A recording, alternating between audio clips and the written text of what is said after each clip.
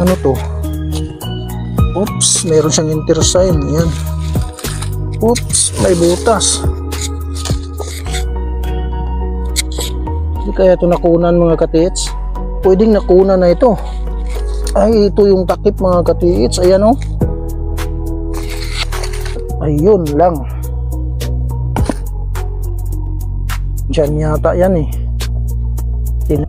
Magandang araw mga katiits, Luzon, Visayas at Mindanao. Shout out sa lahat ng ating mga katiits dyan na nasa operasyon ngayon at sa mga katiits natin na nag-explore ngayon.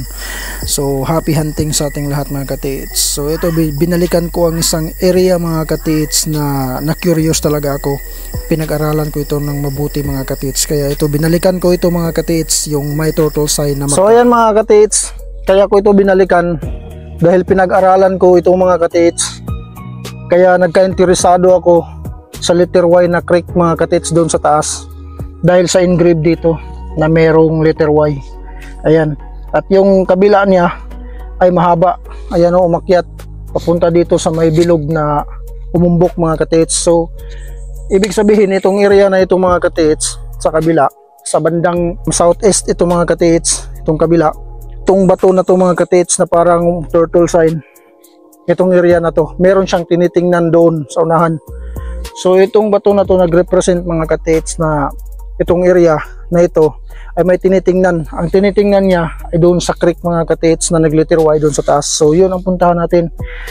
Yung mahaba na guhit mga katiits ay nasa east yun mga katiits, baybayin natin. So nasa 30 meters lang yung nag-letter Y dyan sa taas. So nandito yung isa sa kabila dito. Yung isa dito naman sa kabila. So dito may detection dito mga katiits nung nakaraan dito. So pwedeng decoy ito mga katiits para hindi na natin puntahan yung doon sa taas. So kaya subukan natin mga katiits. So ayan mga katiits, nandito na ako sa letter Y na creek. Ayan. Ayan mga katiits. So ito yung papunta sa east. Ito yung susundan natin, yung sa mahaba, no? Papunta dun sa may bilog na umumbok. Ito naman yung kabila. Ayan, kita natin mga katiits. So ayan mga katiits. So Dead Creek. Ayan o. Pag uulan, may magkatubig ito mga katiits. So pag ganitong area mga katiits, walang water trap ito na ginawa nila. Kundi meron silang ginawang short tunnel or chamber mga katiits na kakasya yung mga 5 tao, 4 na tao. So ito yon mga katiits, kasi paakyat ito, yan o, paakyat. So tara mga katiits, pasukin na natin. So baybayin lang natin ito mga katiits. So merong mga bato dito na nakapile, ayan o. Ayan. Ayan mga katiits. Uy, mayroon pala nakaukit dito mga katiits o. Ayan o. Yung legit ito mga katiits, ayan. Dapanas kasi ito eh. Pero pwede rin. Hugis puso, ayan o. Pero kaso biniak sa gitna. At mayroong number 1. Ayan o. Pero hindi pa tayo sure dyan mga katiits. Doon tayo sa itaas. So itong area na ito mga katiits ang sinasabi ko, na nagrepresent yung turtle sign. Ito. So yan ay nakaharap dito sa kabila. So ito yung creek. So posibleng dito mga katiits talaga ang tinitingnan niya.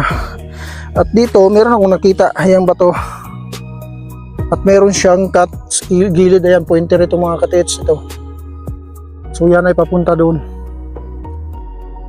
So dahil meron siyang counter sign dito mga katiits, merong marka, may bato. So yung tinuturo niya ay dito. So nandito lang yung creek, so nandito siya sa loob. At dito meron ding bato mga katiits ito. Ano to? Oops, meron siyang intersign. Yan. Oops, may butas.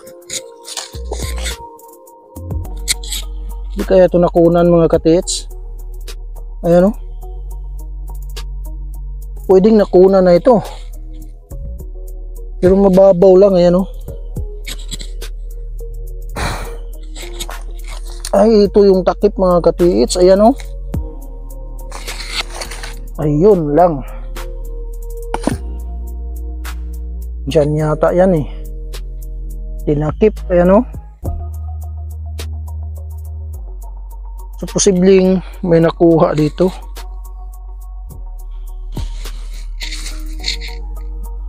Tingnan natin mga katits. At mayroon ding palang bato dito mga katits sa gilid. Ayun, may malaking bato sa taas. Ayan mga katits oh. So puntahan natin yan ngayon mga katits, dahil duda ako. Yan kasi yung tinitingnan sa pointer na yun papunta dito. Ito mga katits oh, sinasadya. Ayan oh, sinasadyang kinating ito oh. Ayan oh, biniak talaga. Ayan oh, ay ito nasa gilid mga katits sa creek. Ayan. Ito mga katits. Ayan oh, meron siyang ginawang letter C na nakahiga. So yan ay, tingnan niyo mga katits kung saan yan patungo. Tinuturo papunta doon sa malaking bato. Ayun oh, yung malaking bato na yan. Tingnan niyo. So passage ito, entrance kasi ito mga katits. Opening sa banda dito. So ayan, pasukin natin mga katits yung tinuturo niyan doon sa may malaking bato. Tingnan natin kung meron talagang entrance o meron talagang sekreto. Ayan, dito pa lang mga katits, bumubungad na itong mga bato na nakapile. Ayan o, 1, 2, 3, 4, 5, 6, 7. So merong 7 bato mga katits na ayan o, sa gitna. At yung malaking bato ay nandun mga katits. At dito sa kabila merong 2 bato na pinatong, yung isa. Ayan o, talagang kitang kita yan mga katits. Ayan o, pinatong yan. Ayan o. So itong sa gitna talaga ay man-made. Ayan o, talagang ginawang entrance ito mga katits, sinarado. Hindi natin alam, pag makuha natin yan mga katits, baka meron ng butas kasi dapanas. Ayan o, ito dapanas ito mga katits. Ito talagang dapanas ito, itong baba na to. Pero ito separate ito mga katits, mga bato ito na sadyang nilagay dyan. Ayan o, ayan, sinalpak. Ayan, ayan yung malaking bato sa kabila. Ayan o, talagang entrance ito sa gitna mga katits. Ayan mga katits, kung nakikita niya merong letter Y. Puntahan natin, lapitan natin mga katits. Ayan o, meron siyang naka-engrave na letter Y. Ayan o, enter sign under papunta sa ilalim. Ayan o, naka 45 degree. So ito mga katits ay nasa southeast na ito, kasi ito mismo ay east ito mga katits. So southeast alignment. Ayan yung ang kaniyang daanan papunta sa ilalim mga katits, naka southeast ito. So yan yung creek mga katits sa gilid oh. Nandun yung letter C na nakahiga papasok dito sa area na to. So wala nang ibang marka itong bato na to mga katits. Yan oh, para siyang triangle na malaki. Ayan oh, ayan. So meron siyang guide mga katits, guide ito mga katits sa ilalim.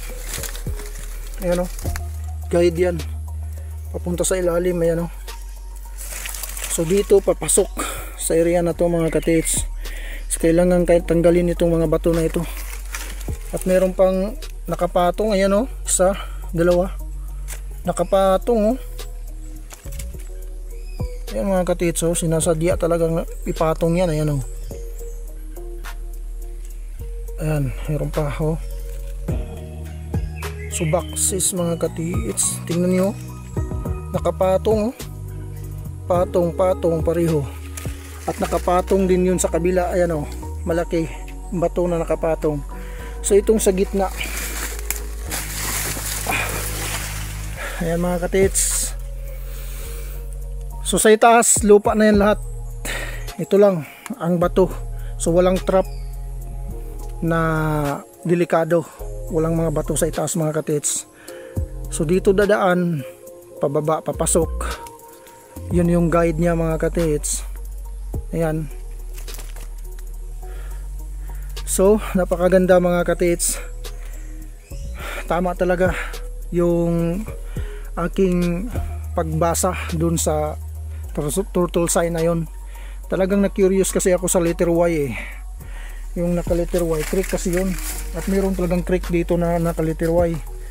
Yung mahaba yung sinundan ko. At ito yung ating nakita dito mga katits. So balikan ko ito mga katits. Subukan kong tanggalin yan. Yan sa gitna, yan lang. Tingnan natin kung gaano kalalaki yan mga katits. Pero sa tingin ko kaya lang yan kasi madali lang yan ano dito sa gulong lang yan dito mga katits. Ayan o, pababa. So yun.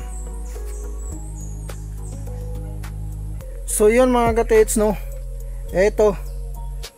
Kung nakikita nyo sa likod na yan, yan yung tamang tinuturo mga katits nung turtle sign na yun. So yan ang tinitingnan ng area na nasa harapan mga katits. Ito. So ito yung tamang entrance mga katits. Yun pala ang ibig sabihin. So pinag-aralan ko kasi yun mga katits. Kaya nagka-interest akong balikan ito para i-explore ko ang area. So para sa mga nagsisimula pa lang dyan, kapag meron kayong nakikitang mga marka mga katits sa area na nag-iisa lang tapos legit yung kanyang marka, so mga katits, i-explore nyo simula sa marka 30 meters hanggang 50 meters ay talagang merong kang makikita na counter sign. Kung legit ang marka mga katits, meron kang makikita ang counter sign. So yung counter sign na yon ay magtuturo sa area o tamang site mga katits na merong sekreto. At doon mga katits makikita mo pa yung mga karugtong na marka na nagtuturo kung saan nakabaon yung mga ang Yamashita treasure. So ito mga katits ano, so positive itong aking nakikita. Ayan. So babalikan ko ito, dalhan ko ito ng gamit, dowsing rod. Kung meron itong detection or locator mga katits, kung meron itong detection, so positive na positive ito. Ito talaga yung kanyang tinutukoy mga katits. So ayan. Yun lang mga katits, sana ay meron kayong natutunan sa video kong ito mga katits. So God bless sa ating lahat mga katits.